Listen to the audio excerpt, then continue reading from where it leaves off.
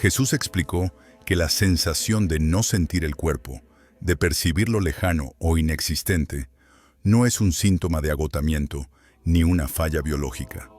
Enseñó que este fenómeno ocurre cuando la conciencia se retira de la materia física y queda atrapada exclusivamente en los procesos mentales. No es una enfermedad, sino una señal de ausencia. La vida ha dejado de habitar el cuerpo para consumirse en el pensamiento, generando una profunda desconexión interior. En los textos apócrifos y en las tradiciones orales que precedieron a la institucionalización de la Iglesia, se describe un estado particular del ser humano al que rara vez prestamos atención hoy en día. No se trata del sueño, ni de la vigilia activa, sino de un limbo intermedio donde la percepción de la propia forma física se desvanece. Los antiguos gnósticos y los primeros seguidores del camino, como se llamaban a sí mismos antes de ser etiquetados como cristianos, comprendían que habitar el cuerpo requería un esfuerzo voluntario de la atención. Cuando ese esfuerzo cesaba, la materia permanecía, pero la sensación de estar dentro desaparecía. Imagina por un momento ese instante, quizás justo ahora, en el que tus extremidades parecen perder sus contornos. No hay dolor, no hay hormigueo, simplemente hay un silencio sensorial. Para la medicina moderna, esto podría interpretarse como una relajación profunda o un preludio al sueño, pero la enseñanza oculta sugiere algo más radical. Es el momento exacto en que tu conciencia ha dejado de irrigar tus células. Al igual que el agua se retira de la orilla durante la marea baja, tu presencia se ha retirado hacia los centros superiores de la mente, dejando al torso, los brazos y las piernas en una especie de latencia existencial. Esta ausencia de sensación corporal consciente era conocida en las escuelas de misterios como la deshabitación. Jesús, en sus enseñanzas más privadas a discípulos como Tomás o María Magdalena, insistía en que el cuerpo no era una cárcel de la que había que escapar, una idea que luego distorsionarían ciertas corrientes dualistas, sino el anclaje necesario para la luz. Sin embargo, observaba que la mayoría de las personas caminaban, comían y dormían sin estar realmente en sus cuerpos. Sus mentes viajaban al pasado o se proyectaban al futuro, y en ese tránsito el cuerpo quedaba vacío de dueño. La sensación de no sentir el cuerpo es, paradójicamente, la prueba más tangible de que no somos el cuerpo. Si puedes observar que no lo sientes, es porque tu observador se ha colocado en otro punto.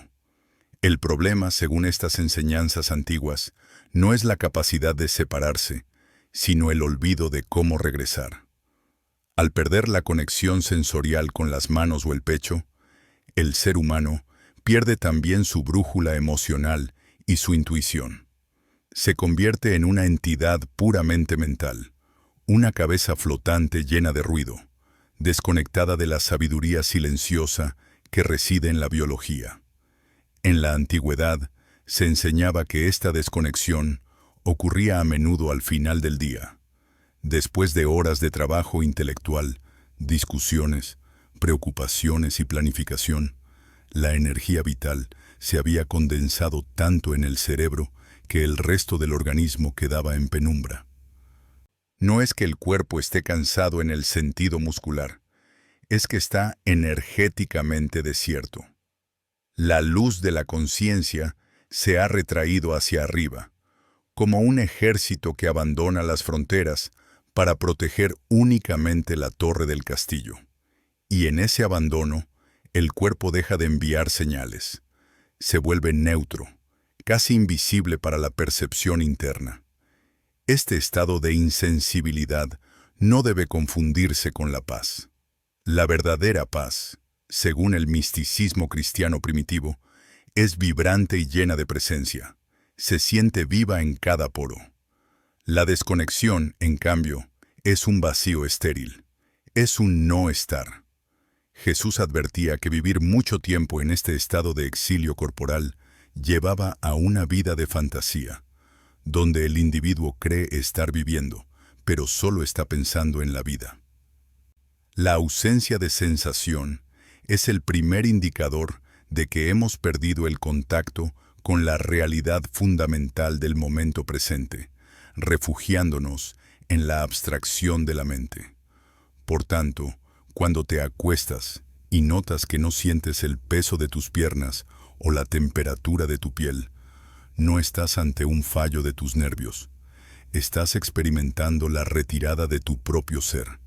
Es un fenómeno de la conciencia, una migración de tu atención que ha dejado atrás su vehículo. Comprender esto es el primer paso para dejar de luchar contra el insomnio o la ansiedad nocturna. No necesitas arreglar tu cuerpo, necesitas volver a entrar en él. Si buscas recuperar esta sabiduría olvidada y permitir que te acompañe cada noche, te invito a suscribirte para que sigamos recorriendo juntos el camino de regreso. Para la mente moderna, habituada a buscar diagnósticos clínicos para cualquier anomalía en la percepción, la falta de sensibilidad corporal activa inmediatamente una señal de alarma. Estamos condicionados para interpretar el silencio de los sentidos como un fallo en la maquinaria biológica. Si no siento la pierna, pienso en la circulación. Si no percibo el peso de mis brazos, temo un problema neurológico. Sin embargo, la sabiduría que subyace en las enseñanzas originales del cristianismo primitivo establece una distinción fundamental y liberadora. Este vacío sensorial no es una patología del vehículo, sino una ausencia del conductor. En los tiempos en que Jesús caminaba por Galilea, la enfermedad era una realidad visible, ruidosa y evidente. La lepra marcaba la piel, la parálisis atrofiaba los músculos, la ceguera velaba los ojos. El problema físico se manifestaba siempre a través de una alteración de la materia, un daño en la estructura o en la función del organismo. Pero el estado de desconexión del que hablamos no presenta ninguno de estos síntomas. Si en ese momento de insensibilidad alguien te pinchara con una aguja, tus nervios reaccionarían al instante, tu cerebro registraría el dolor y tu cuerpo se apartaría. La maquinaria está intacta. Los cables de la transmisión nerviosa funcionan a la perfección. No hay nada roto en la biología. Lo que Jesús señalaba, según se desprende de los textos que exploran la dimensión interior de su mensaje, es que el cuerpo humano tiene dos modos de existencia.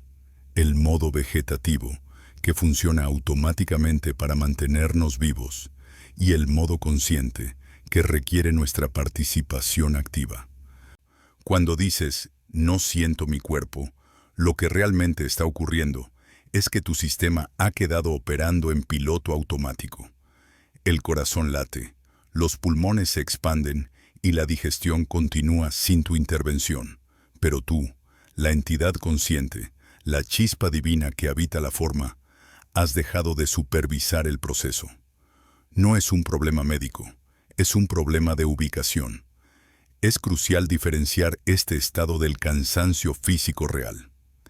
El agotamiento es un fenómeno químico, acumulación de toxinas en los músculos, agotamiento de las reservas de glucógeno, la necesidad celular de reparación.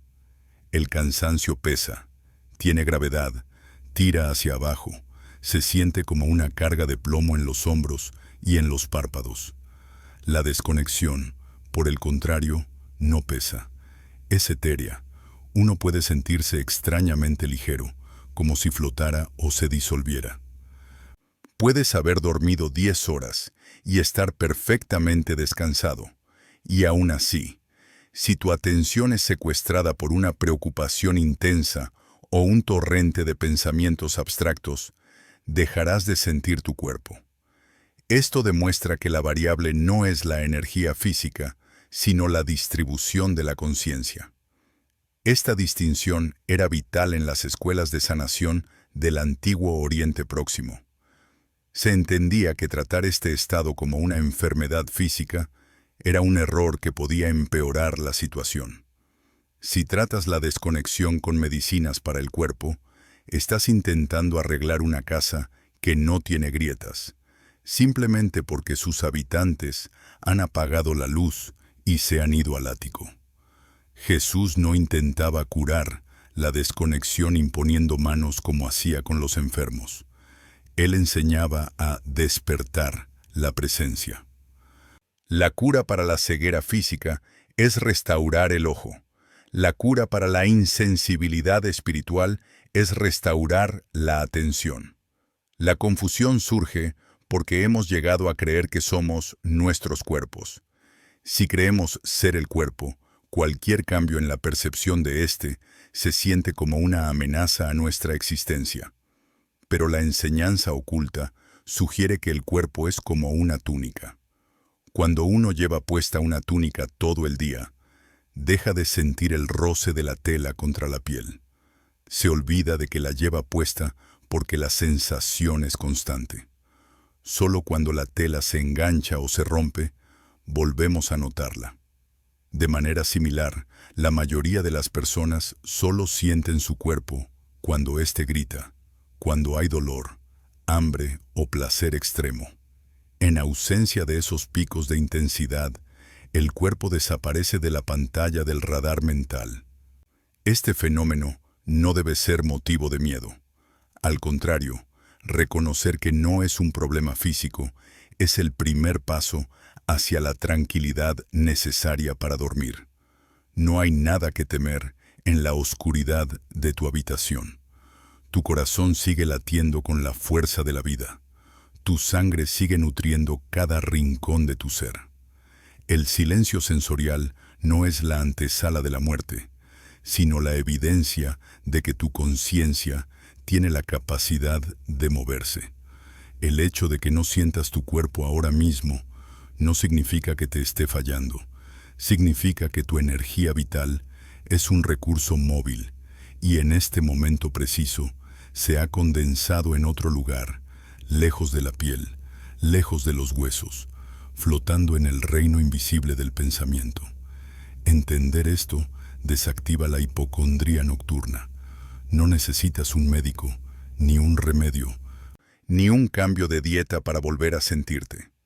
El cuerpo está ahí, fiel, esperando pacientemente a que su habitante decida descender de las alturas de la mente y volver a ocupar su trono en el centro del pecho.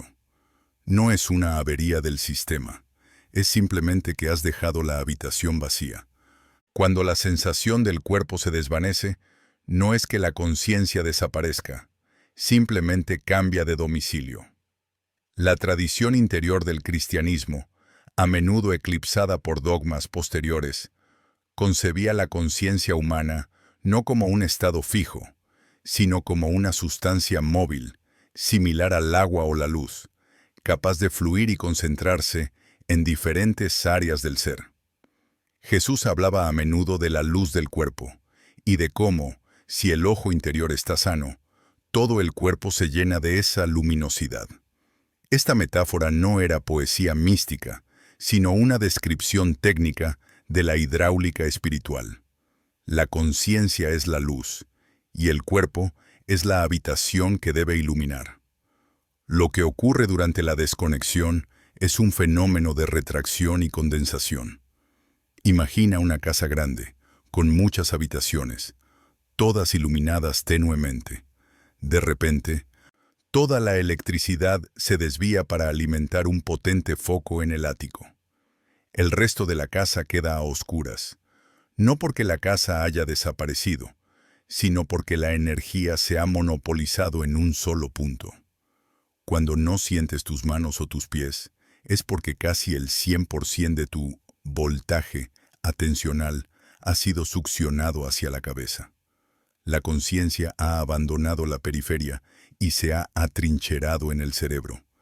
Este desplazamiento no es accidental. Es un mecanismo de supervivencia que se ha vuelto crónico. En situaciones de peligro inmediato, La conciencia se agudiza en los sentidos externos para detectar amenazas. Pero en la vida moderna, y ya en la antigüedad, para aquellos atrapados en las preocupaciones mundanas, el peligro suele ser abstracto, un problema futuro, un error pasado, una deuda, una ambición. Como estos problemas no existen en el mundo físico, sino en el mental, la conciencia migra hacia allí para resolverlos. Se retira de la respiración, del tacto y de la propiocepción para volcar todos sus recursos en el procesamiento de datos mentales. Al hacerlo, el vínculo entre el espíritu y la biología se adelgaza. La conciencia deja de habitar la materia y pasa a habitar la imaginación. Dejas de estar en tu cama, en tu habitación, en el presente. Tu conciencia viaja a la conversación que tuviste ayer o a la reunión que tendrás mañana. Te conviertes, literalmente, en un fantasma en tu propia vida. Tu cuerpo está aquí, pero tú no. Esta es la razón por la que puedes conducir un tramo largo sin recordar el camino, o comer sin saborear la comida. La conciencia, el ingrediente que da realidad a la experiencia, estaba ausente. Jesús advertía sobre este estado de ausencia con parábolas sobre la vigilancia. Cuando hablaba de que el dueño de la casa no sabe a qué hora vendrá el ladrón, no se refería solo a un evento escatológico, sino a la pérdida constante del momento presente. Si tu conciencia no está en la puerta, en los sentidos, en el cuerpo, la casa puede ser saqueada por pensamientos parásitos, miedos y ansiedades sin que te des cuenta. La desconexión corporal es el síntoma de que la guardia ha sido abandonada. La energía que debería estar monitoreando y vivificando el organismo se está desperdiciando en la creación de escenarios mentales irreales. Es importante notar que esta concentración excesiva en la mente genera una especie de hipertrofia del ego. Cuanto más se retira la conciencia del cuerpo, más ruidoso se vuelve el yo mental. El cuerpo es silencioso, humilde, vive en la verdad biológica de la hora. La mente, en cambio, es narrativa, dramática y ruidosa.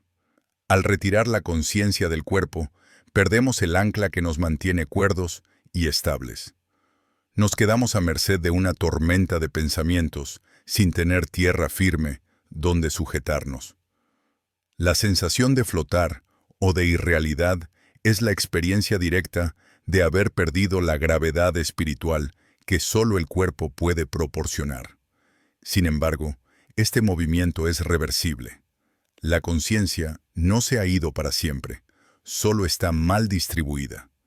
Así como puedes decidir mover tu brazo, puedes decidir mover tu atención.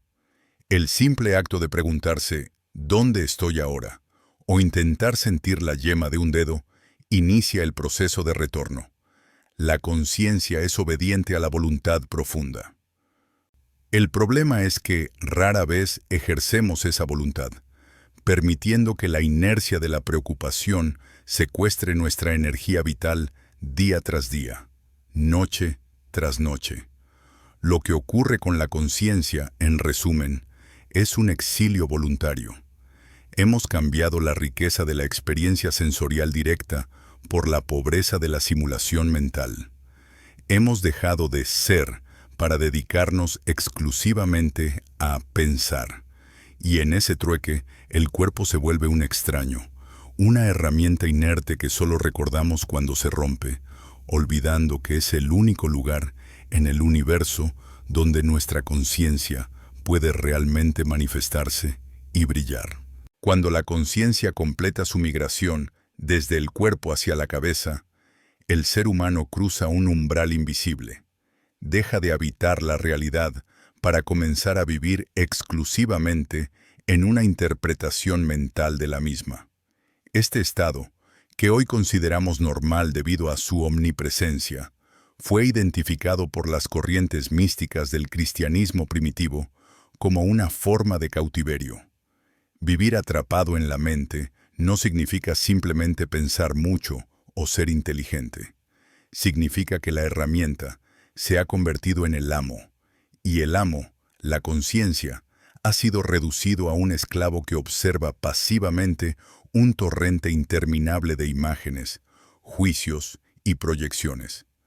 En este encierro, el individuo pierde la soberanía sobre su propia experiencia.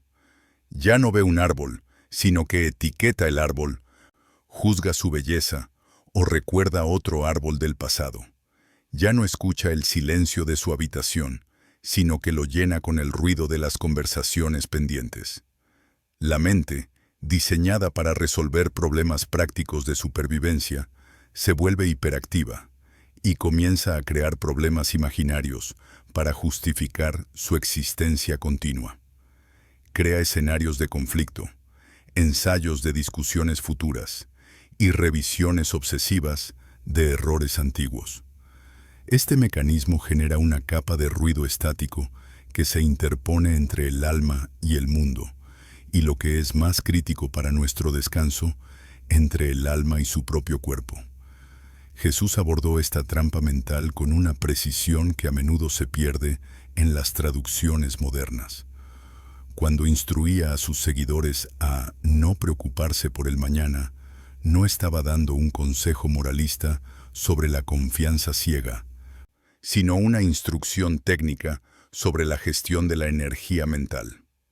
En el arameo que Jesús hablaba, la palabra para preocupación a menudo conllevaba la raíz de estar dividido. La mente preocupada es una mente fracturada, una conciencia que intenta estar en dos lugares a la vez, aquí en el cuerpo y allá en el futuro imaginado. Como resultado, no está plenamente en ninguno. Esta división es lo que agota la vitalidad mucho más que cualquier trabajo físico. Vivir en la mente es vivir en un tiempo que no existe. La mente no puede tolerar el presente porque el presente es simple, inmediato y no requiere análisis, simplemente es. Para sobrevivir y mantener su dominio, la mente debe huir constantemente hacia el pasado, memoria, o hacia el futuro, anticipación. El cuerpo, por el contrario, es el ancla inamovible de la realidad. El cuerpo siempre está en el ahora. Tu respiración solo ocurre en este segundo. Tu corazón solo late en este instante. Por eso, la desconexión es inevitable. Si tú vives en el tiempo psicológico, pasado, futuro, y tu cuerpo vive en el tiempo real, presente, se produce una ruptura. No puedes sentir tu cuerpo porque, literalmente, no estás en el mismo tiempo que él. Esta existencia cerebral se convierte en una adicción. La mente promete que si pensamos lo suficiente sobre un problema, encontraremos la solución y entonces podremos descansar. Pero esa es la gran mentira que perpetúa el insomnio y la ansiedad. La mente nunca decreta el final del pensamiento. Una vez resuelto un dilema, fabrica inmediatamente el siguiente. Es una maquinaria de hacer, incapaz de ser. Al vivir atrapados en este ciclo, la capacidad de sentir, que es una función del corazón y las entrañas, no del cerebro, se atrofia. Nos volvemos insensibles a nuestras propias necesidades físicas, ignorando la tensión en los hombros o la superficialidad de la respiración hasta que el dolor se vuelve insoportable. Los textos apócrifos sugieren que Jesús veía a las personas embriagadas, no por el vino, sino por sus propios pensamientos. Caminaban dormidos en un sueño de vigilia, reaccionando a pesadillas internas mientras el sol brillaba sobre sus cabezas. La verdadera caída del hombre en este contexto gnóstico es la caída desde la presencia unificada hacia la fragmentación del pensamiento compulsivo.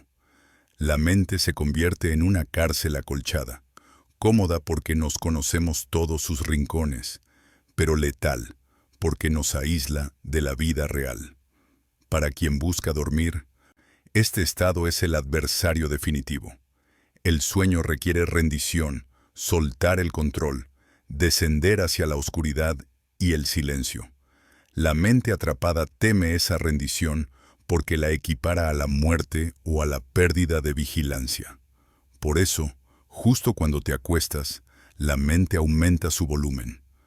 Sabe que si vuelves a sentir tu cuerpo, si bajas tu atención hacia la pesadez de tus miembros y la calidez de tu vientre, ella perderá su protagonismo. No sentir el cuerpo es el triunfo del ego mental. Recuperar la sensación corporal es el inicio de la libertad y el único camino real hacia el descanso profundo. En contraposición a muchas corrientes filosóficas de la época que despreciaban la carne, considerándola una prisión oscura para el alma, la visión que emerge de las enseñanzas más profundas de Jesús restituye al cuerpo una dignidad sagrada y una función indispensable. Lejos de ser un obstáculo para la elevación espiritual, el cuerpo físico es presentado en la tradición del cristianismo originario como el ancla necesaria para que el espíritu no se pierda en la inmensidad del éter. Sin esta ancla biológica, la conciencia es como una cometa cuyo hilo se ha cortado. No sube más alto por ser libre, sino que es arrastrada caóticamente por los vientos de la fantasía y la confusión mental. La doctrina central de la encarnación, la idea de que el logos, la inteligencia divina, se hace carne, contiene en sí misma la clave de este misterio.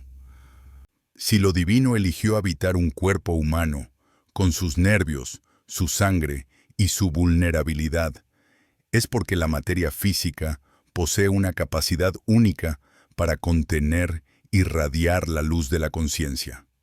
Jesús se refirió a su propio cuerpo como un templo, una declaración revolucionaria que desplazaba el centro de la sacralidad desde los edificios de piedra hacia la biología viva.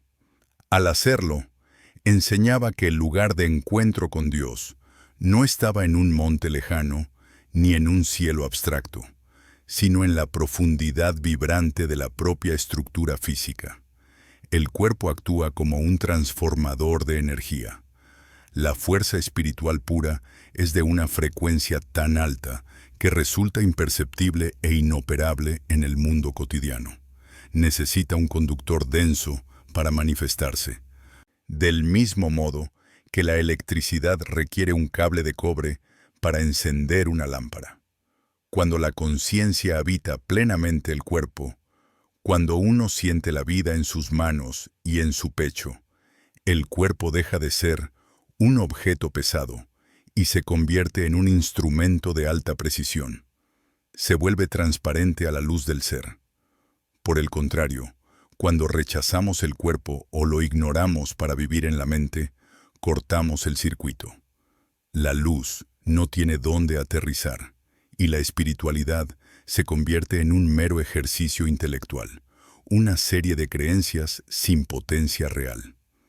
Esta función de anclaje es vital para la estabilidad psicológica y emocional.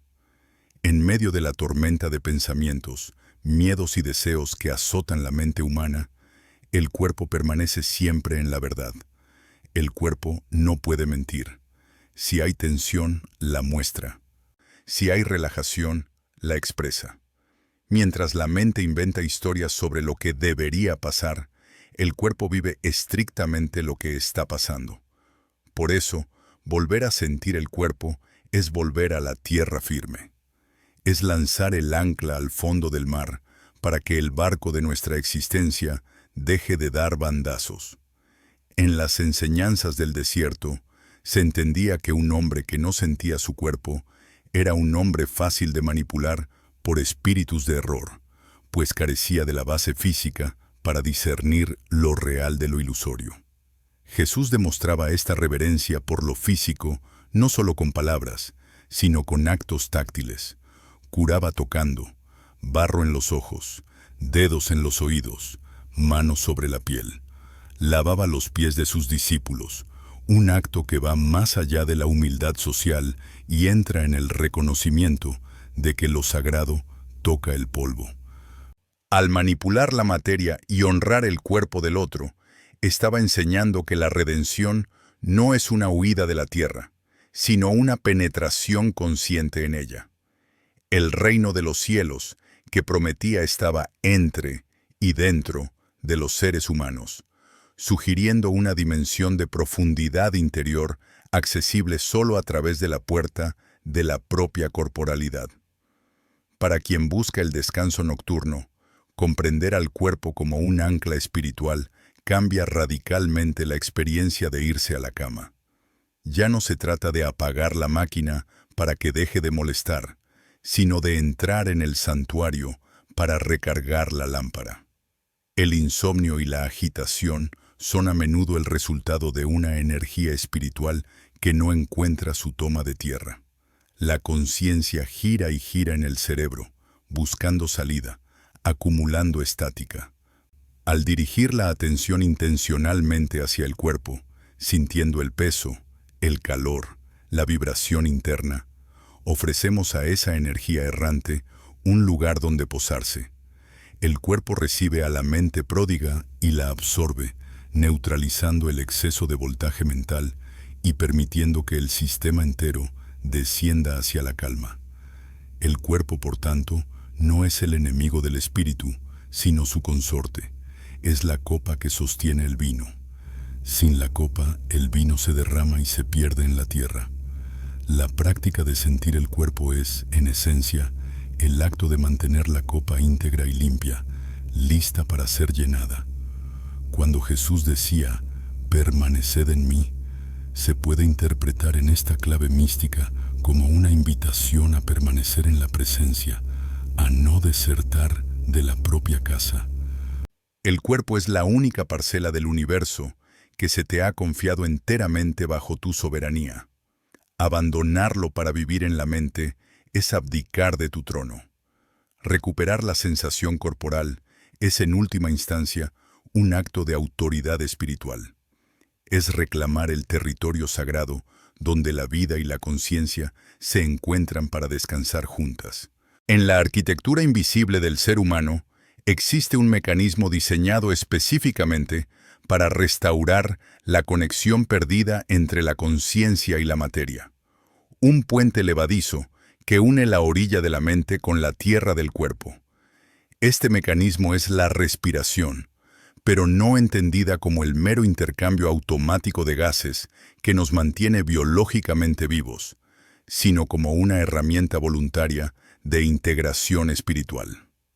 Para comprender la profundidad de esta enseñanza en el contexto del cristianismo primitivo, es necesario acudir a la filología sagrada. En arameo, la lengua materna de Jesús, y en hebreo, la lengua de las Escrituras, se utiliza una misma palabra para designar espíritu, viento y aliento, ruach. Esta coincidencia lingüística no es un accidente poético, sino una revelación técnica.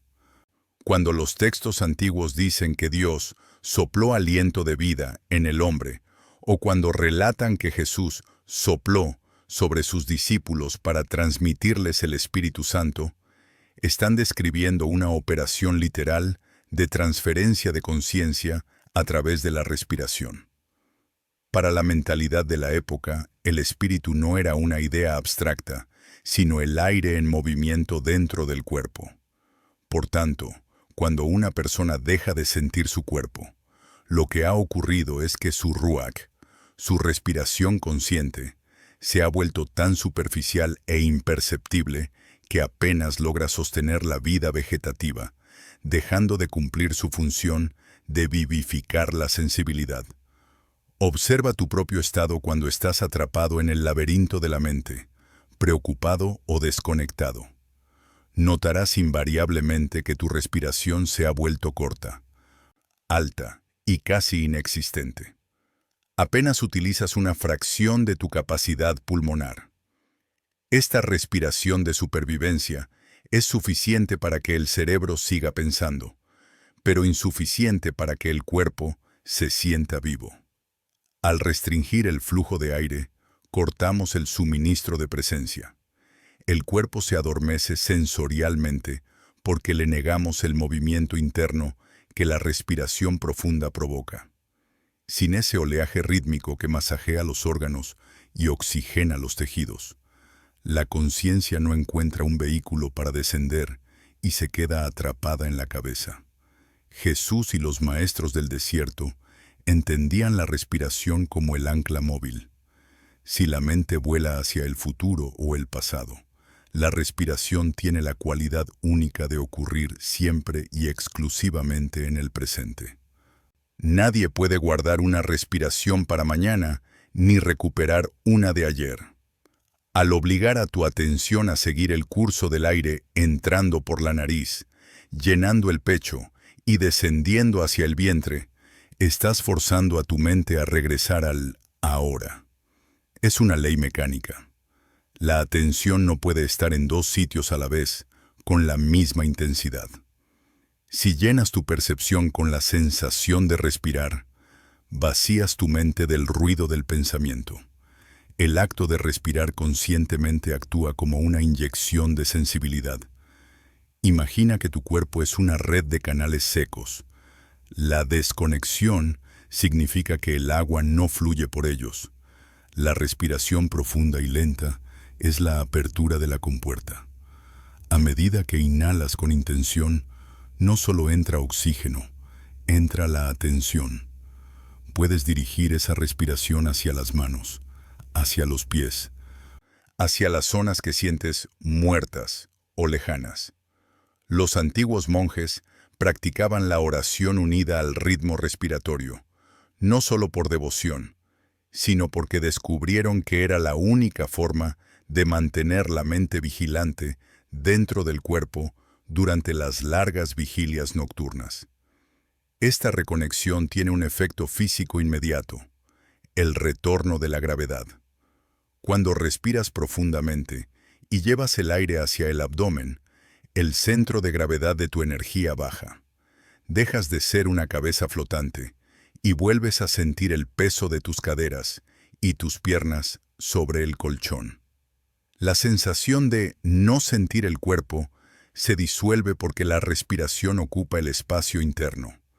El cuerpo se expande y se contrae, y ese movimiento físico, por sutil que sea, envía señales constantes al cerebro confirmando: estoy aquí, soy real, estoy vivo.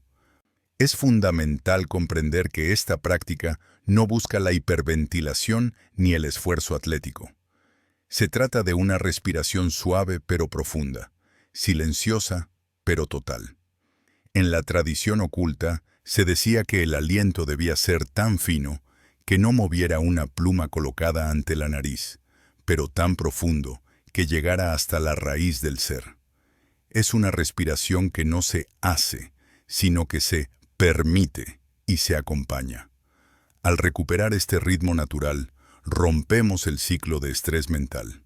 La mente, que se alimenta de la aceleración, no puede sostener sus narrativas de miedo cuando la respiración es lenta y profunda. El cuerpo, al recibir este mensaje de calma a través del nervio vago, reactiva sus sensores de placer y relajación. Por lo tanto, la cura para la insensibilidad corporal comienza por la nariz. Antes de intentar relajar un músculo o dormir, el primer paso es restablecer el flujo del ruach. Sin aliento, no hay espíritu en el cuerpo. Solo hay un fantasma en la máquina. Jesús enseñó que el viento sopla donde quiere y oyes su sonido, pero no sabes de dónde viene ni a dónde va. Así es todo aquel que es nacido del espíritu. Volver a nacer en el cuerpo, cada noche, requiere volver a respirar con la inocencia y la plenitud de un recién nacido, permitiendo que cada inhalación reclame el territorio corporal que la mente había abandonado. Si la respiración es el puente que conecta la orilla de la mente con la del cuerpo, el silencio es la atmósfera necesaria para que ese tránsito sea posible. Sin embargo, cuando las enseñanzas antiguas hablaban del silencio, no se referían simplemente a la ausencia de decibelios en el ambiente. Se referían a un estado interno de suspensión narrativa, una pausa deliberada en el incesante monólogo que el ego mantiene consigo mismo. Para Jesús y los primeros contemplativos, El ruido no era solo acústico. El ruido era, ante todo, una actividad mental compulsiva que fragmentaba la atención y dispersaba la energía vital. La reintegración de la conciencia en el cuerpo solo puede ocurrir cuando ese ruido de fondo cesa, permitiendo que la señal sutil de la propia biología vuelva a ser escuchada. Vivimos en una cultura que tiene horror al vacío sonoro, y esa aversión es un reflejo de nuestro miedo a encontrarnos con nosotros mismos. Mientras haya ruido, ya sea música, conversaciones, televisión o el propio pensamiento analítico, la conciencia tiene un objeto externo al cual aferrarse. Se mantiene fuera, entretenida, ocupada en procesar estímulos. Pero en el instante en que se impone el silencio, la conciencia pierde sus juguetes habituales. Se ve obligada a replegarse sobre sí misma. Es en este reflujo donde muchas personas sienten ansiedad, pero es precisamente aquí donde comienza la curación de la desconexión. Al no tener nada que escuchar afuera, el oído interno empieza a captar la vibración de adentro. La tradición del esicasmo, que floreció en los primeros siglos del cristianismo oriental, inspirada en las prácticas del desierto, buscaba la esiquia, la quietud sagrada. Los monjes descubrieron una verdad fisiológica profunda. El pensamiento discursivo y la sensación corporal son mutuamente excluyentes en gran medida.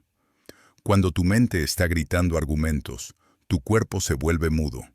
La energía requerida para mantener el diálogo interno es inmensa y canibaliza los recursos que deberían nutrir la percepción física. Por eso, no sientes tu cuerpo cuando estás preocupado. El volumen de tus pensamientos está tan alto que ahoga el susurro de tu propia vida celular. El silencio que reintegra actúa como un ecualizador. Al bajar deliberadamente el volumen de la mente, las frecuencias bajas del cuerpo emergen. No es que el cuerpo estuviera muerto. Es que su lenguaje es no verbal, lento y profundo, y estaba siendo interferido por la estática de la mente rápida. Al entrar en el silencio, empiezas a notar fenómenos que antes pasaban desapercibidos. El latido del corazón resonando en el oído, el flujo de calor en las palmas de las manos, la microtensión en la mandíbula que se suelta. El silencio limpia el espejo de la percepción, permitiendo que la imagen del cuerpo se refleje de nuevo con nitidez. Jesús buscaba este silencio con una disciplina férrea, retirándose a lugares desiertos, muy de mañana o al caer la tarde. Estos retiros no eran huidas románticas hacia la naturaleza, sino necesidades técnicas para recalibrar su instrumento. En el bullicio de las multitudes y las demandas constantes, incluso una conciencia elevada podía experimentar la dispersión. El silencio del desierto o de la montaña actuaba como una cámara de resonancia donde el espíritu podía volver a habitar plenamente la carne, densificando su presencia antes de volver a salir al mundo. Él enseñaba implícitamente que no se puede dar nada a los demás si uno ha perdido la conexión consigo mismo, y esa conexión solo se forja en la ausencia de palabras. Para nosotros, en la intimidad de la noche, el silencio es el guardián del sueño. Pero debemos entender que el silencio externo no garantiza el interno. Puedes estar en una habitación insonorizada y tener una fiesta ruidosa en tu cabeza. La práctica de la reintegración exige imponer una tregua al intelecto. Significa renunciar voluntariamente, aunque sea por unos minutos, a la necesidad de explicar, juzgar o planificar. Es un acto de rendición humilde. Ahora no sé nada. Ahora no resuelvo nada. Ahora solo existo. En ese vacío de intención mental, la gravedad hace su trabajo y la conciencia cae, como una piedra en un estanque, hacia el fondo del cuerpo. Esta caída hacia el silencio físico es lo que a menudo se describe como pesadez, agradable antes de dormir. Cuando la mente calla, el cuerpo pesa. Recupera su sustancia. La sensación de ser un fantasma etéreo se desvanece y es reemplazada por la solidez reconfortante de la materia. Te sientes anclado, denso, real.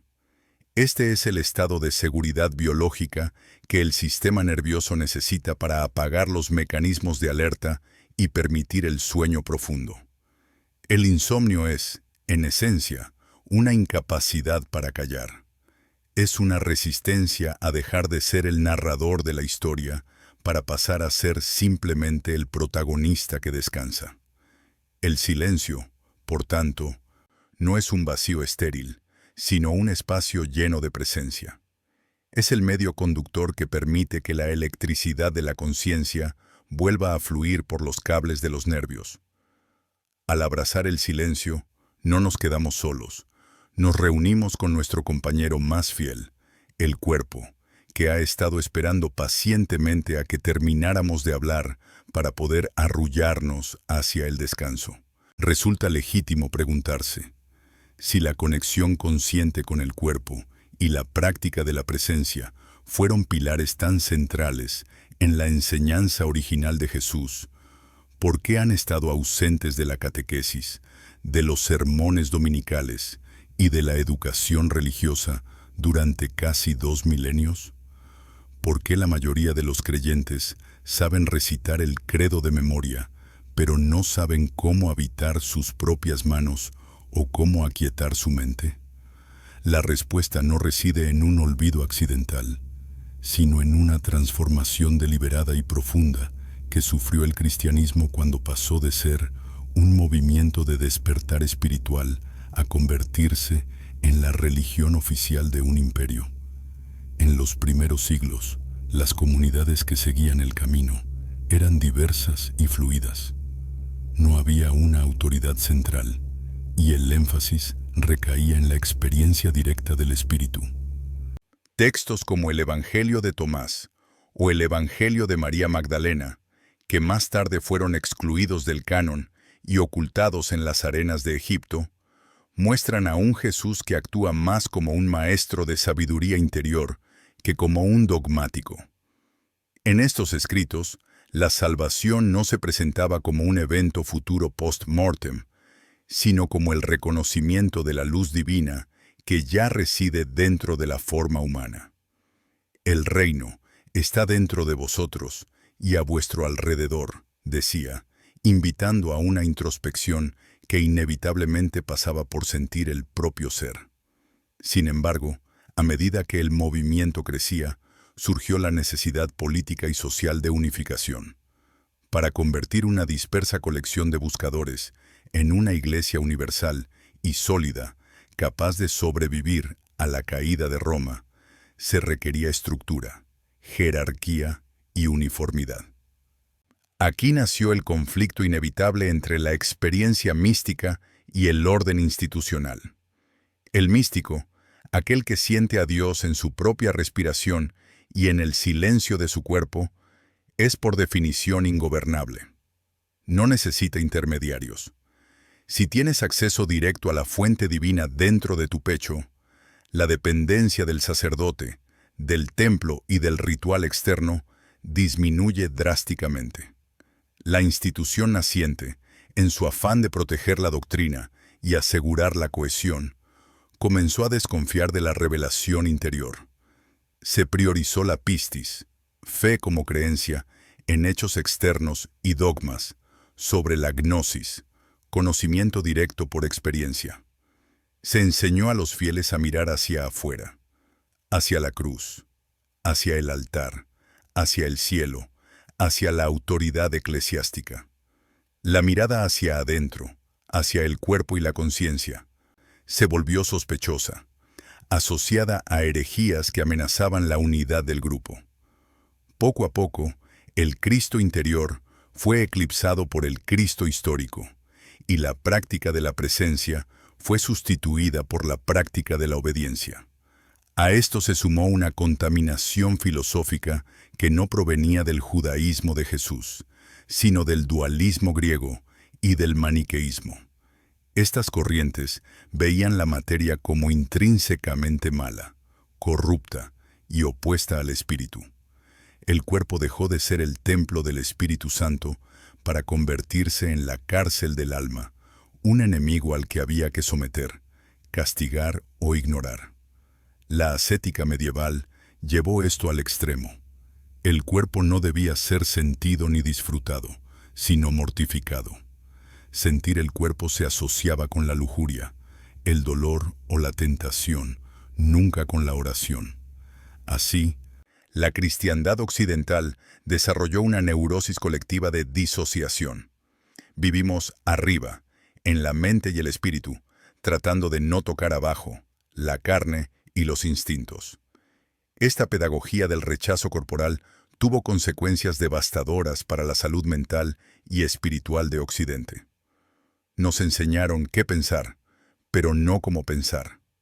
Nos dieron mandamientos morales, pero nos quitaron el manual de instrucciones de nuestra propia máquina biológica.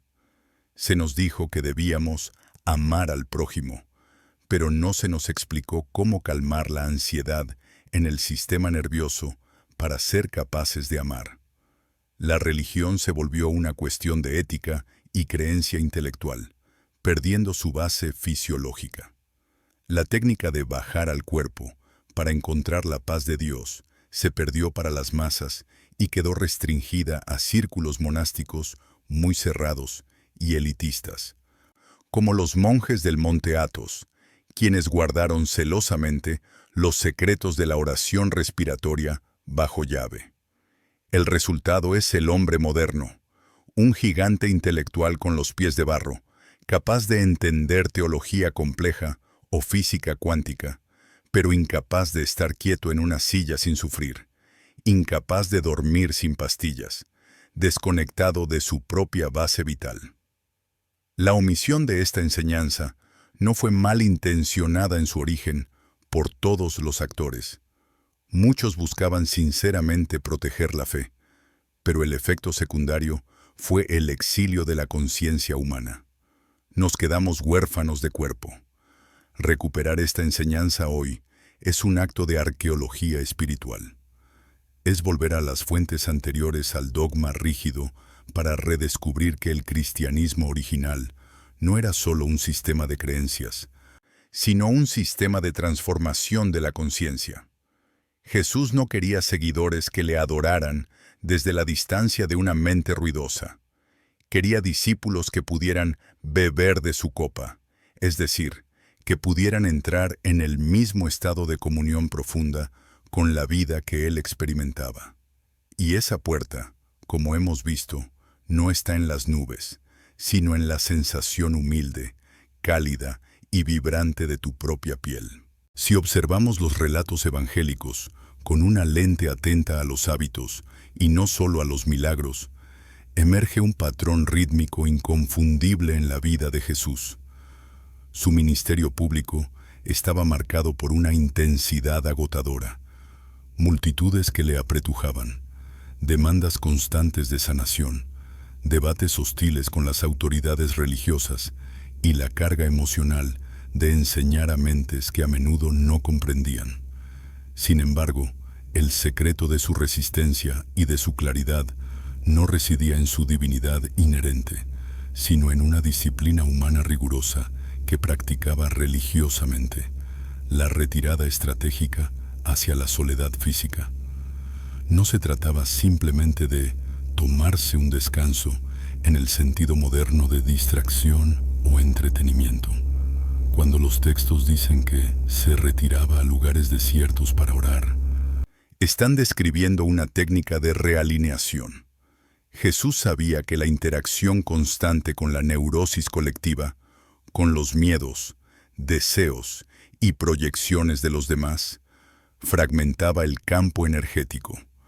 La conciencia, al estar volcada hacia afuera durante tanto tiempo, corría el riesgo de diluirse. Por ello, la soledad no era una opción, sino una necesidad biológica y espiritual. Necesitaba separar su cuerpo de la masa humana para poder volver a sentirlo como propio, para recoger su espíritu de vuelta al envase. La práctica concreta implicaba el contacto directo con la naturaleza elemental.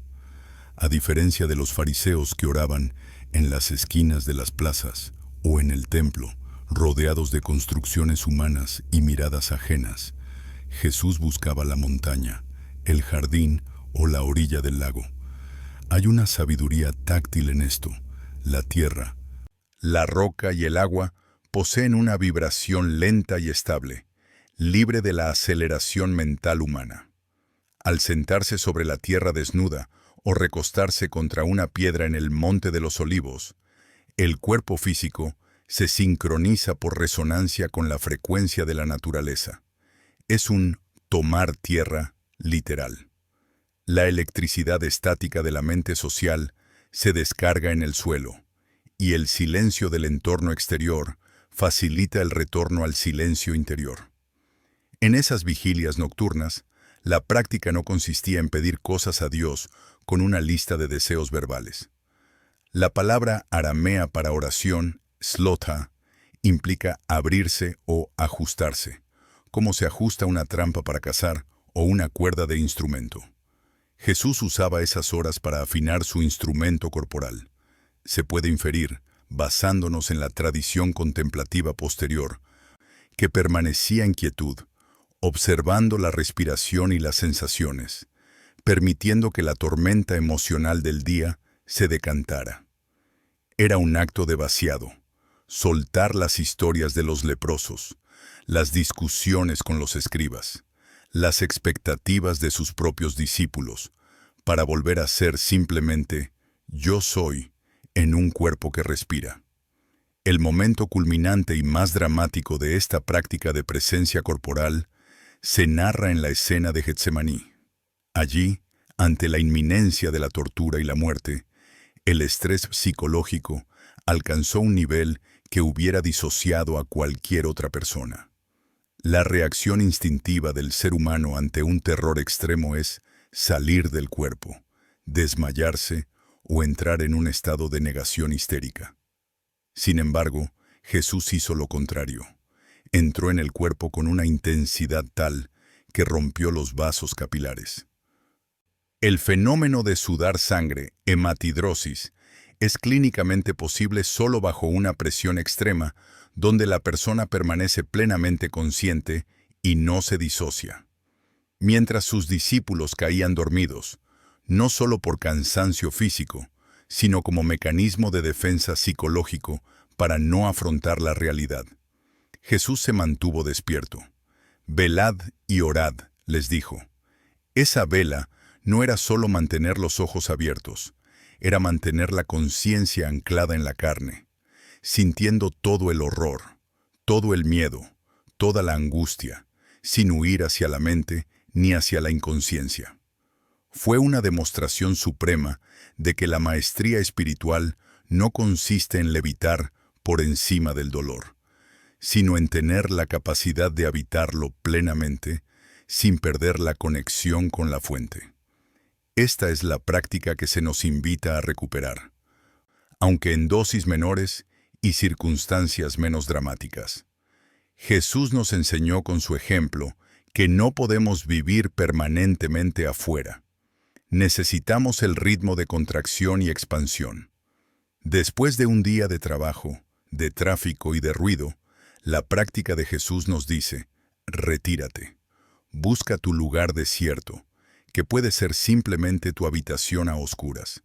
Siéntate o túmbate, calla.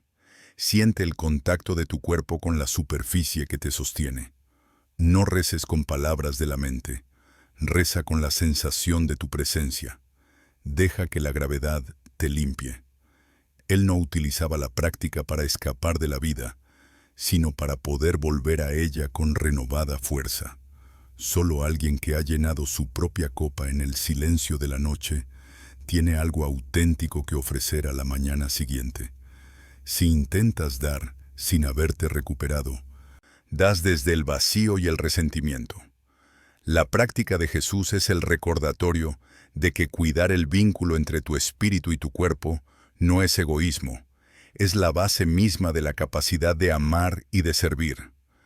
Antes de salvar el mundo, hay que habitar el cuerpo. Hemos recorrido el camino desde la extrañeza de la desconexión hasta la comprensión de su causa profunda. Ahora entendemos que esa sensación de vacío, de no sentir los brazos o las piernas al acostarnos, no es un error de la biología, sino un grito silencioso de la conciencia que pide regresar a casa.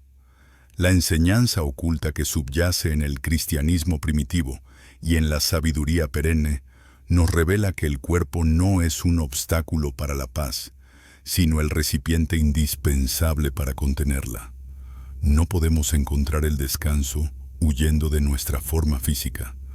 Solo podemos encontrarlo hundiéndonos profundamente en ella, habitando cada célula con la luz de nuestra atención. El sueño reparador, ese que sana verdaderamente y no solo apaga la conciencia por agotamiento, requiere un acto de confianza suprema. Jesús utilizó una frase final en la cruz que resume la actitud perfecta para entrar en el sueño cada noche. En tus manos encomiendo mi espíritu. Más allá de su significado teológico para el momento de la muerte, es la fórmula técnica para el pequeño morir, que es dormir. Significa soltar el control voluntario, dejar de sostener el mundo con la mente y entregar la propia existencia a la inteligencia biológica y divina que sabe cómo restaurarnos.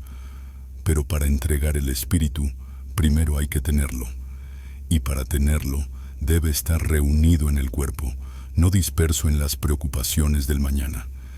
El verdadero descanso llega cuando la guerra entre la mente y el cuerpo cesa. Durante el día, la mente ha dirigido, ha exigido, ha empujado al cuerpo más allá de sus límites. La noche es el momento de la tregua. Es el instante sagrado en el que el amo tirano, el ego pensante, debe abdicar y permitir que el servidor humilde, el organismo, tome el mando. Si intentas dormir desde la mente, fracasarás, porque la mente no sabe dormir, la mente solo sabe pensar, solo el cuerpo sabe dormir. Tu tarea, por tanto, no es obligarte a dormir, sino permitirte sentir. Al sentir el cuerpo, le devuelves el poder.